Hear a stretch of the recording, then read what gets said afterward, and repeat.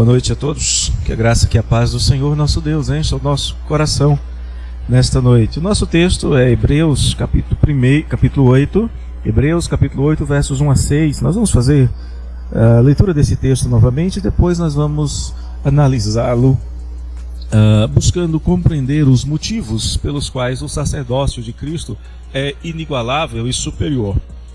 A palavra diz, ora, o essencial das coisas que temos dito é que possuímos tal sumo sacerdote que se assentou à destra do trono da majestade nos céus, como ministro do santuário e do verdadeiro tabernáculo que o Senhor erigiu, não o homem.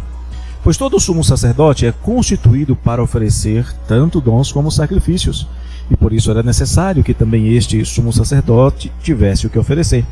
Ora, se ele estivesse na terra, nem mesmo sacerdote seria, visto existirem aqueles que oferecem os dons segundo a lei, os quais ministram em figura e sombra das coisas celestes, assim como foi Moisés divinamente instruído quando estava para construir o tabernáculo.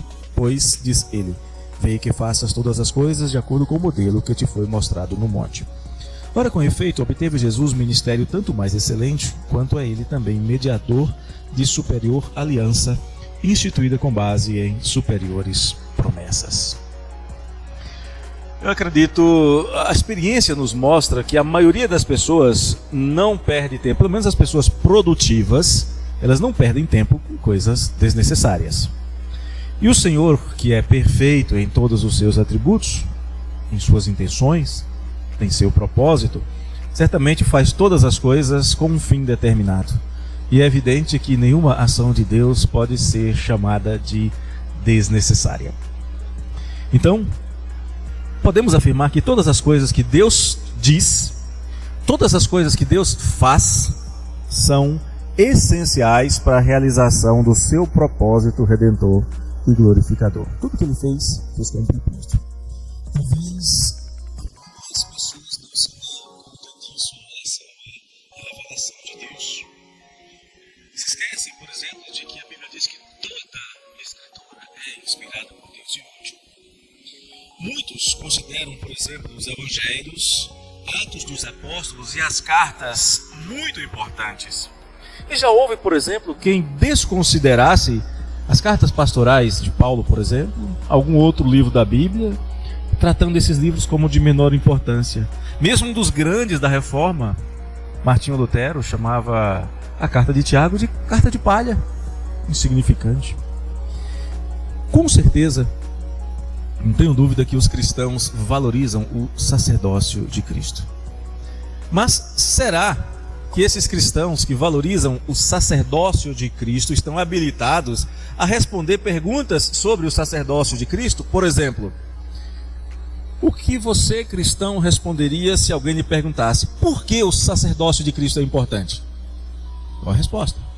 O que significa o sacerdócio de Cristo para os cristãos hoje? Porque o sacerdócio de Cristo torna desnecessário qualquer outro tipo de sacerdócio. E tem muitos sacerdotes por aí. Ou ainda, quais as vantagens do sacerdócio de Cristo para nós, em comparação com o sacerdócio dos levitas na época dos hebreus? Quantos cristãos hoje realmente estão preparados para explicar para alguém estas coisas?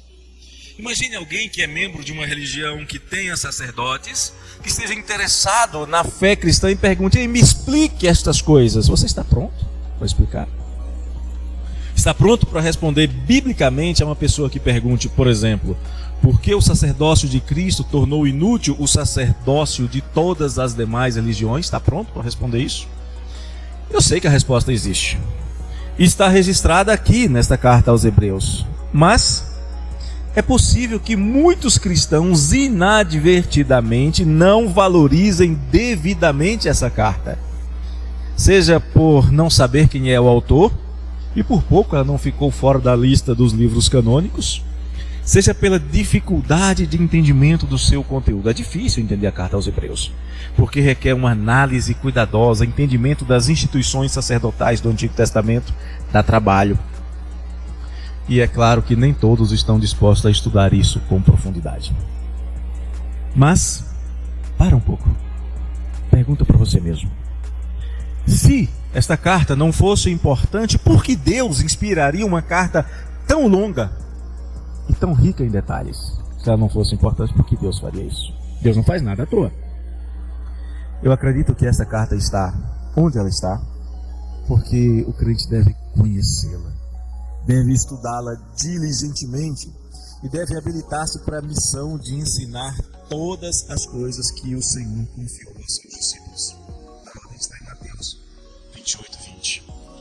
E aqui nesse estudo de hoje, nessa breve análise desse texto, nós vamos ver 4 razões pelas quais o sacerdócio de Cristo é superior e torna inútil e obsoleto qualquer outro tipo de sacerdócio. Primeiro, por causa do local onde Cristo exerce o seu sacerdócio, tabernáculo superior e celeste. Porque Cristo oferece a melhor e mais valiosa de todas as ofertas, Ele próprio. Porque Cristo exerce um sacerdócio real e não apenas figurativo ou tipológico. Ele é a realidade, os outros eram figura. E porque Cristo garante o melhor resultado. Nenhum outro garante o resultado que Jesus garante. Então vamos ver em primeiro lugar sobre o local. Nos versos 1 e 2, o texto nos diz que o essencial das coisas que temos dito é que possuímos tal sumo sacerdote, que se assenta à destra do trono da majestade nos céus, como ministro do santuário e do verdadeiro tabernáculo que o Senhor erigiu, não o homem. Nós sabemos que existem coisas que são absolutamente supérfluas, coisas secundárias e coisas que, embora úteis, elas podem se tornar dispensáveis sob certas condições. Mas também existem coisas que são essenciais. Eu tenho certeza que você tem alguma coisa em sua casa que um dia foi muito útil, mas que hoje não serve para mais nada. Se você der uma olhada, você vai achar um monte delas. Então, para ressaltar, para destacar a importância da carta aos Hebreus, o autor aqui vai dizer que as coisas que estão sendo ensinadas são essenciais. Ele usa a palavra kephalaion, isto é, coisas que são tão importantes que devem ser consideradas como as principais coisas. Quando você diz que tem que ferir um animal para matar uma cobra, por exemplo, você fala que tem que bater aonde nela? Na cauda? Na kefalos, de onde vem a palavra kephalaion, na cabeça. Por isso que você de vez em quando tem cefaleia, dor de cabeça. Essa palavra kephalaion, ela era usada para descrever um valor monetário, um capital que era emprestado, em contraste para diferenciar dos juros, que eram considerados acessórios. Então o que o autor está dizendo é, isto que está sendo dito é essencial. Qualquer outra coisa que seja dita é acessório. Então nessa seção, ele diz que é essencial que o crente saiba que, embora nós não possuamos um sacerdócio visível como os judeus e como muitas religiões que existem por aí, o crente possui um tal sumo sacerdócio. Lembra quando o escritor do Evangelho de João, quando João fala assim, porque Deus amou o mundo de tal maneira, às vezes eu ouvi alguém dizendo assim, é porque ele não tinha uma palavra melhor para explicar o amor de Deus em Cristo. Não, ele já tinha explicado, ele amou-nos de tal maneira, e que tal maneira foi essa? Ele deu o seu filho para morrer por nós. O amor está explicado, a extensão do amor está explicada ali. Então o tal aqui se refere a algo que já foi dito antes. Então este é o sacerdócio de Cristo. Um tal sumo sacerdote não nos deixa dúvidas, ele está falando de Jesus, do sacerdote perfeito e eterno, em oposição ao sacerdócio transitório, e que o próprio escritor aos Hebreus já disse que era incapaz de produzir a perfeição que era executado pelos levitas, homens imperfeitos. Então a primeira afirmação que ele faz questão que nós guardemos como essencial é: nós temos um sumo sacerdote perfeito. A segunda afirmação, também essencial para o crente, é que Cristo não se assenta na cadeira de Moisés, como sentavam-se os escribas e os religiosos do seu tempo. E ao assentarem-se na cadeira de Moisés, eles faziam dela partirem decisões injustas, ações ímpias e planos maléficos, inclusive de matar o Senhor Jesus. decisões tomadas por sacerdotes indignos e sem honra, tramando mortes para se manterem no poder. E esses sacerdotes, eles são bem diferentes. Cristo não se assenta nesta cadeira, mas ele se assenta no trono celestial, à destra do Deus Todo-Poderoso, ao lado daquele diante de quem não pode haver injustiça alguma. Não há injustiça no governo, no sacerdócio de Cristo. Em terceiro lugar, mais uma afirmação preciosa e essencial: Jesus é ministro de um santuário verdadeiro, que foi erigido pelo próprio Senhor. E é interessante falar isso porque os judeus se apegavam bastante ao templo em Jerusalém. Apesar de ter sido um templo glorioso nos dias de Salomão, a ponto de a glória do Senhor ter enchido aquele lugar, e os próprios sacerdotes não podiam permanecer lá, os judeus sabiam que o grande templo de Salomão foi destruído. Sabiam também que o templo que foi construído no retorno do exílio era insignificante em termos de aparência, se comparado ao anterior. E choraram quando viram esse templo, mesmo com a promessa de que haveria uma segunda casa com glória superior à primeira. Essa segunda casa obviamente não foi aquela construída por Herodes, diante de quem os homens paravam embasbacados. Os próprios discípulos de Jesus dizem: vede que grandes pedras, que construções. Mas esse templo é aquele que foi inaugurado pelo próprio Cristo em sua carne. Lá em João 2,19 ele fala sobre isso. Então, mais uma vez, nós somos colocados aqui, o escritor faz questão que nós vejamos isso como essencial. Somos colocados diante de um contraste. Tudo que o homem faz é terreno e passageiro. O templo era passageiro, tanto é que não existe mais. Mas o que Deus faz é superior e permanente. Então, o sacerdócio de Cristo, quando nós pensamos onde ele exerce o seu ministério, no tabernáculo celestial, é tão superior ao sacerdócio dos homens quanto dista o céu da terra. Como os caminhos do Senhor são mais elevados do que os caminhos dos homens, como diz Isaías no capítulo 55. Então, logo de começo, nós olhamos e dizemos: ok, o lugar onde Cristo exerce o seu sacerdócio, o seu ministério, é infinitamente superior ao lugar em que os sacerdotes levitas exerciam e que muitos ainda exercem por aí. Outra coisa interessante e muito importante que está aqui no verso 3. Por que o sacerdócio de Cristo é superior? Porque ele oferece a melhor oferta.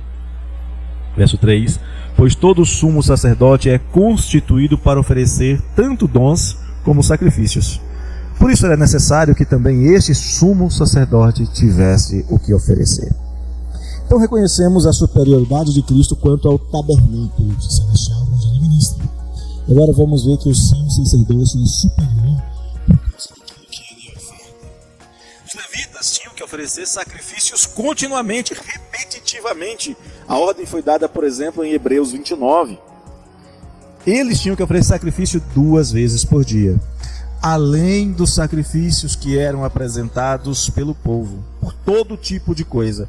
Sacrifícios por pecados conscientes, por pecados inconscientes, por pecados voluntários e por pecados involuntários, ofertas pacíficas, ofertas de gratidão, sacrifícios quando nascia um menino ou quando nascia uma menina e muitos outros. Mas o que nos chama a atenção aqui é o fato de que tudo que era ofertado era tirado do meio do próprio povo. E nada do que Israel possuía era sua propriedade. Tudo era dádiva de Deus. Quando se tratava de pecados, por exemplo, a lei exigia que o sacerdote oferecesse um sacrifício de sangue. Exigia que ele sacrificasse um animal que lhe era trazido pelo pecador. O problema é que sangue não purifica pecados. Está em Hebreus 9, 22. E mesmo quando o sacrifício era feito segundo todo o ritual, tudo certinho, não era o sangue que purificava. O sacrifício funcionava como uma lembrança de quem o homem era, pecador, transgressor, do que ele merecia, a morte, e o animal morria em seu lugar, mas o sangue do animal não purificava o pecador. Era uma propiciação apenas. O fato é que eles tinham que repetir sacrifícios. De uma pessoa que oferecesse um sacrifício por pecado, se cometesse outro pecado, tinha que oferecer de novo. E esta repetitividade tira todas as eventuais dúvidas sobre o fato de que eles eram ineficáveis, no sentido de lavar completamente o homem. Mas ao mesmo tempo já apontava para a necessidade de um sacrifício perfeito e irrepetível. E esse sacrifício foi o melhor de todos. Foi a oferta de si mesmo feita por Cristo no Calvário ao fazer a vontade do Pai. Porque com a sua oferta, a oferta de si mesmo, a Bíblia diz em Hebreus 7:25 que ele foi capaz de salvar perfeitamente, sem falhas, todos os que creem nele, sem necessidade de complemento, formando então um novo povo em substituição ao antigo povo de Israel. E enquanto os sacerdotes ofereciam animais, este grande sumo sacerdote Cristo ofereceu a si mesmo como oferta única e perfeita pelos pecados daquele que o Pai lhe deu.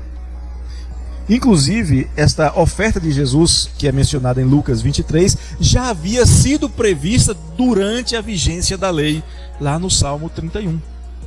Nenhum sacerdote, nem homem algum, jamais conseguiu oferecer a Deus o que Deus queria do seu povo perfeitamente. Deus queria misericórdia. Deus queria conhecimento de Deus ao invés de sacrifícios. É a exigência que é dita por Oséias no capítulo 6. Esta exigência foi lembrada por Jesus e não foi satisfeita por ninguém. Lá em Mateus capítulo 9, verso 13. Ninguém conseguiu se habilitar a obedecer ao Senhor como Deus queria.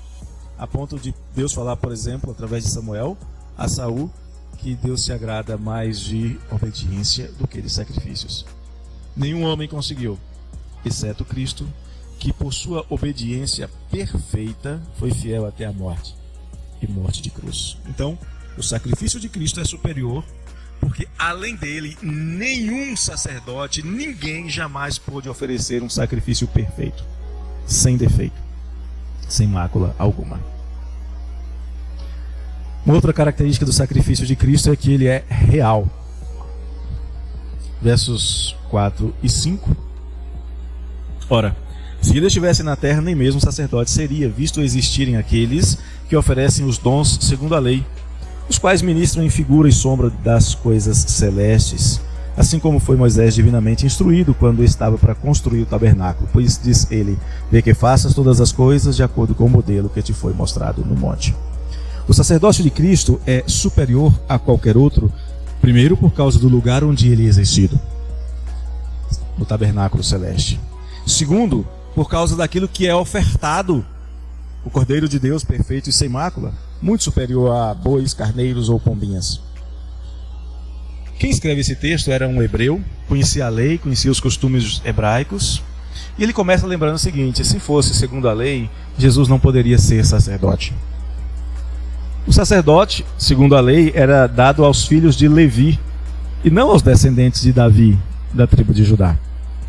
E é claro, já mencionamos aqui no passado, não faria sentido algum substituir um sacerdócio limitado dos levitas por um outro sacerdócio igualmente limitado dos judaítas. Não faria sentido.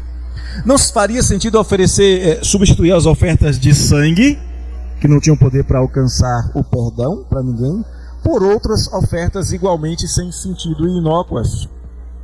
Seria como trocar sombra por sombra. Uma simples troca de figurinhas que lembra as brincadeiras de crianças, especialmente quando elas correm atrás daquelas figurinhas especiais. Dá um alto valor àquilo. Mas são só figurinhas, símbolos, imagens. E aquelas figurinhas de atletas não fazem gol, não fazem nada. Mas aquelas figurinhas também permitiriam que uma pessoa reconhecesse aquele que é representado quando estivesse diante dele. Então era esta a função da lei mosaica, com todos os seus rituais. Ela funcionou perfeitamente para mostrar ao povo que eles eram pecadores e para proporcionar ao povo de Deus as ferramentas necessárias para que eles reconhecessem o Messias quando ele viesse. Os judeus que receberam o sacerdócio levítico receberam o que podiam compreender e deveriam ter sido fiéis neste pouco que receberam, para que eles pudessem receber o mais depois. Mas por sua dureza de coração, eles não chegaram a receber o mais. Eles não souberam utilizar-se das riquezas que lhe haviam sido dadas, a lei, os profetas, os patriarcas, eles não souberam merecer as riquezas maiores que foram prometidas. Assim, o templo que Moisés recebeu instruções para edificar foi construído posteriormente por Salomão, mesmo glorioso, era só uma representação bem pálida, bem simples do tabernáculo celeste. O sacerdócio levítico ministrado nesse templo era simplesmente um simulacro, era uma figura, mas o sacerdócio de Cristo no templo celeste é verdadeiro, é real. E para concluir, verso de número 8, a quarta característica que faz com que o sacerdócio de Cristo seja superior é que ele obtém o melhor resultado. Agora, com efeito, obteve Jesus ministério tanto mais excelente, quanto a ele também mediador de superior aliança, instituída com base em superiores promessas. Essa seção dos versos 1 a 8, ela é concluída com uma afirmação. Com base em tudo quanto foi dito, só resta admitir que Jesus obteve e permanece na posse, porque não precisa ser substituída pela morte, obteve um resultado muito melhor do que era obtido pelos sacerdotes levitas. A relação é clara. O sacerdócio exercido pelos sacerdotes passageiros, mortais, portanto substituíveis, eles representavam uma aliança que não tinha duração eterna. Mas um sacerdote cujo sacerdócio é para sempre, é dito várias vezes isso a respeito de Jesus, um sacerdote que não precisa ser substituído, faz com que esse sacerdote seja o garantidor de uma aliança superior, de origem celeste, ministradas no céu, superior porque exercida mediante uma oferta de valor insuperável, superior porque efetuado no tabernáculo celeste e real, e superior também porque obtém o melhor de todos os resultados. Este sacerdócio do Filho de Deus tem efeito muito mais elevado. Ele garante uma nova aliança entre Deus e o seu povo. Ele garante através do sacrifício de si mesmo, ele garante pelo seu próprio sangue, o sangue de Cristo, que fala de coisas muito superiores a qualquer outro sangue. E pelo seu sangue, pelo seu sacrifício, ele garante àqueles que nele creem acesso ao Pai. Está lá em Romanos capítulo 5, versos 1 e 2. Então Jesus é o caminho que conduz o pecador, é aquele que santifica o pecador e é também aquele que garante que o seu chamado, que a sua vocação aos que lhe pertencem, não será frustrada de forma nenhuma. Então podemos afirmar que este sacerdócio de Cristo, ele é eficaz, é plenamente eficaz, e como Filho de Deus, ele é garantidor, é mediador de uma aliança que jamais será mudada, que jamais será extinta. Qual a vantagem disso para nós? Pastor, isso é muito bom a gente saber que o sacrifício do sacerdócio de Cristo é isso. E o que nós ganhamos com isso, afinal, é muito simples. Ganhamos paz ao coração, porque sabemos que esta aliança não será mais substituída, não será quebrada. E mesmo com a nossa fraqueza natural, nosso pecado, ele a mantém. Porque se nós cometermos pecado, ele, que é o fiador desta aliança, vai inclinar o nosso coração ao arrependimento, segundo o seu querer. Vai efetuar em nós o querer e realizar, buscar o seu perdão.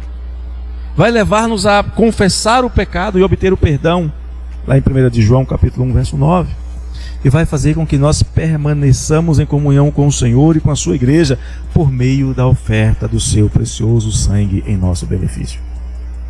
Esta é a vantagem de termos um sacerdote perfeito, eterno, imutável, superior. O crente pode confiar nesta aliança superior, porque os que são atraídos a Cristo são santificados. Eles são separados para serem a sua propriedade particular, só dele, pertencentes a ele. De uma vez por todas ele fez isso, por uma única oferta do seu próprio sangue, uma oferta de valor incalculável. E sabe o que é interessante? É que esta oferta aperfeiçoa para sempre todos os que nele creem. O que a lei mosaica era, por natureza terrena, incapaz de fazer. O que a lei mosaica, por sua natureza didática, era incapaz de fazer. Mas o sacerdócio de Cristo, a nova aliança, efetua perfeitamente a santificação e a salvação plena de todos aqueles que creem em Jesus. É por isso que nós podemos olhar para o sacerdócio de Cristo e dizer: sim, ele é inigualável, ele é superior por causa do lugar onde ele o exerce, onde ele exerce o seu ministério, tendo a sua posição exaltada no tabernáculo celeste. Por causa da oferta, Cordeiro de Deus, perfeito e sem mácula, a melhor oferta. Porque é real, não é um simulacro, não é uma representação, não é uma sombra, mas é real. E finalmente porque obtém o melhor resultado, a salvação completa de todos aqueles que nele creem. Que o Senhor nos dê graça e nos ajude. E quando alguém perguntar por que o sacrifício de Cristo é superior, hoje nós aprendemos pelo menos 4 respostas que nós podemos dar. Que o Senhor nos abençoe, o Senhor nos ajude a compreendermos cada vez mais da sua palavra.